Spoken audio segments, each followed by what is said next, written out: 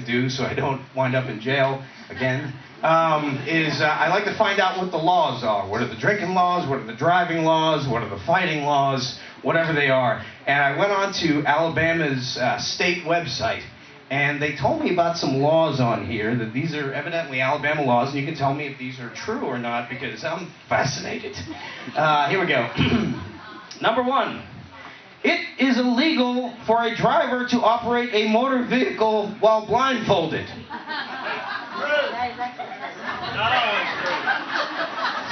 This law would only exist unless someone did it. Somebody's like, oh, hell with y'all, I'm gonna drive blindfolded. I don't care, man. This John Deere tractor's going all the way to Stuckey's. I don't care, man. It's gonna happen. Woo, Evil Knievel, just to get it on the ball. Yeah, don't mean no harm. That's actually...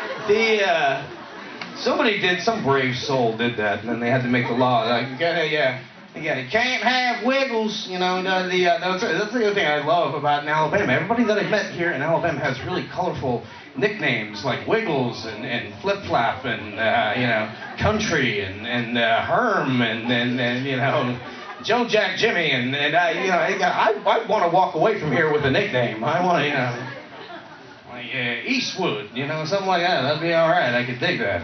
And okay. This is another one that really confused the hell out of me. It is illegal to wear a fake mustache in church to cause laughter. Who's that guy? Gary. Where's Gary here? Gary, when I first met Gary and I saw that handlebar mustache that he had on there, I remember the first thing I thought is, did he grow out that to make like a pastor laugh in church? Is that a real mustache or is that a joke mustache? Because I'm not going to jail, Gary. Won't do it. Not again. Let's see. This one really threw me too, and evidently everybody knew about this one, but putting salt on a railroad track is punishable by death. Evidently you're not allowed to put condiments on railroad tracks, delicious though they may be. And of course I said to Gary and Jeremy and Martin, I was like, you know, what gives with the salt on the railroad tracks? They just look at me like, yeah, you just put a little salt on a railroad track, deer comes over, lick it, bang! It knocks its head right off.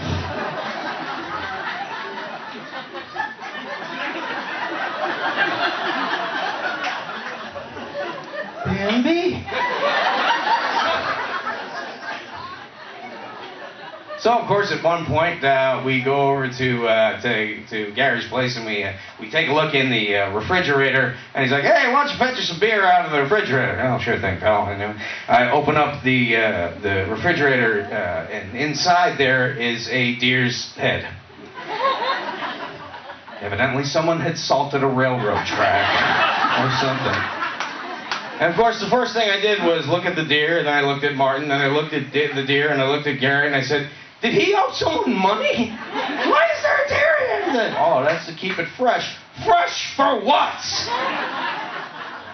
And then I understood when I went over to Jeremy's house, and I saw 3 deer's heads on the wall, mounted like a barbershop quartet. That at any moment I thought was just going to be like, I like New York in June, how about you? I don't know. Okay, here's another one. Bear wrestling is strictly prohibited. Really? It's not so much the idea of a man wrestling a bear as the idea of another man trying to get the bear into those tight tights. You know, I mean, like, come on, Smokey, get in those things. He's made of honey, boy. Come on, I got money on you. You know, because he was bored. Okay. You may not have an ice cream cone in your back pocket at any time. Somebody's a multitasker and a messy baby. Okay, you may not drive barefooted. I prefer the term barefoot, but I'm not from Alabama, so okay. This one is another one that was confusing. It is illegal to impersonate a member of the clergy. Does this happen often? Someone just walk in as like a reverend and like somebody get up on stage like, fire and brimstone, the Lord will take you to heaven. And somebody's like, oh, get off there, come on, man. I was improvising and I was hoping to get a sitcom. How was that? Be an interesting thing, man. Man, I cannot tell you how much fun I've had down here. And as some of you who I've been hanging out with for the past 28 hours, I'll say, you know, I like to drink. Any drinkers in here? Any people who like beer or whiskey? Anybody here? Evidently, I stumbled into a church. Okay. Fair play to all of you. By the way, Jesus is my friend, and just in case any one of you were going to try to beat me up, I decided I would whip this out and say, I'm a Catholic, I believe in God, please do not punch my face. It's how I makes my livings. But yeah, you know, it's an interesting thing, and I do, you know, every once in a while, you know, we get in a little trouble, and you do a comedy show, you have one too many whiskeys, and sometimes bad things happen. Now, I know here in Alabama, like most of America, people have problems here with drinking and driving, and sometimes people get into accidents and whatnot.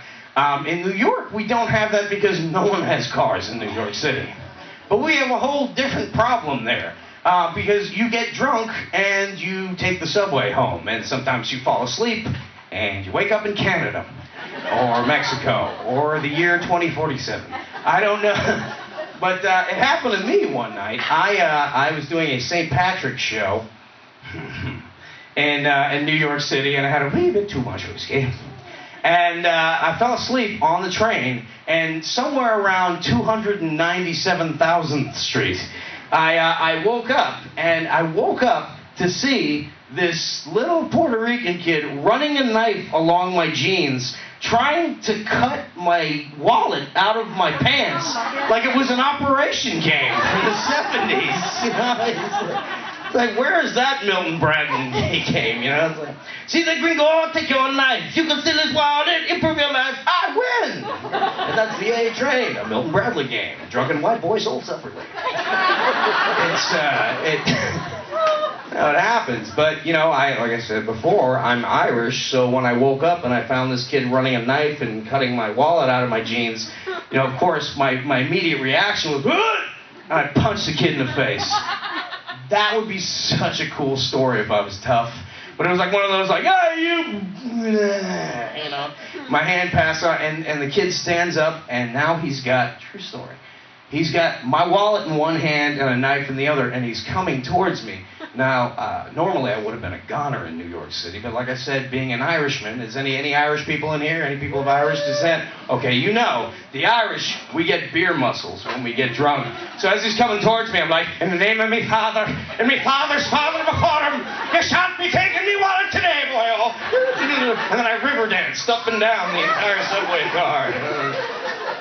I farted clover everywhere. It was amazing. And then I read him a poem that made him weep. And, no, but what really happened is when I started going like, oh, come on, boy, I'll take it, boy. He's like, man, white people is crazy, man, I can't do this. and as soon as the subway doors opened up, he ran off. And like an idiot, I chased him. Like I was going to do anything. I'm like, come back here. I'm going to cry on you. You didn't hear the end of my Irish song. It was weird. And so my friends were like, look, man, you got to slow down, you know. And one of my friends who's like a real gadget freak, a real technophile, he's really into those iPhones. Anybody here got those iPhones? Everybody's got iPhones now. Everybody likes those things. And so he has an iPhone, and he has lots of iPhone applications on here. And he said to me, he's like, look, man, you need to slow down. You need to get the iPhone app. There's an iPhone app on here, and if you enter in how much you weigh, how old you are, and how many drinks you've had, it will tell you whether you're drunk or not. I'm like, don't I have a girlfriend or cops for that? Maybe a bartender with a heart? I don't need to spend money on that. But my whole thing is, if you're going to have an iPhone app for that sort of thing, why not just have like a mini camera that you can call the iDrunk? You know, you just attach it to your lapel or your shirt, and it feeds wirelessly to your iPhone, and it records the next 10 to 24 hours of your drunk. That's what you say down here, throwing a drunk. Is that the cookie? All right, throwing a drunk. What did you say tonight? He's like, oh, slap happy drunk.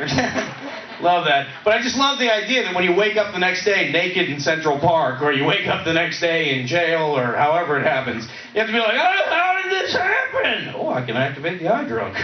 And you can look at the iPhone and it'll have this like dated thing, be like, Sean Lynch, hour 1. And be like, guys, I'm just going to have 1 or 2 Budweisers. I got to work in the morning. I don't want to go too crazy. Hour 2. Sweet Caroline. Bop, bop, blah. Yeah. Hour 3. Hey, you girls really are pretty, man. You want to make out with me? Hour 4. I'll fight all you guys. I know 10 types of karate. Hour 5. My daddy didn't come to the football game. We had to work later. What? Oh, sorry. I'm sorry. Could I have a Big Mac and 2 large French fries, please? Would you make out with me? And it's different here. They're like in hour 8 is usually like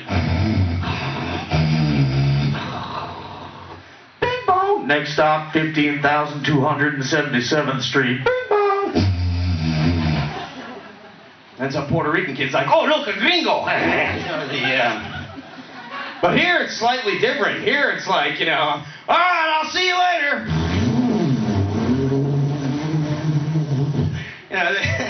Be driving, be like, just a good old boy. Woo!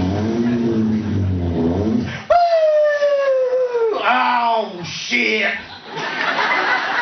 yeah, I'm just trying to live my life. I know my rights. I know I was just trying to have a beer and a couple of hundred whiskey. Maybe meet somebody. I'm just trying. Oh, hey, Cookie, what's up, man? How you doing? Where'd you get that flashlight? What you fixing to do with that taser? Folks, my name is Sean Lynch. That is my time. Alabama, I love you.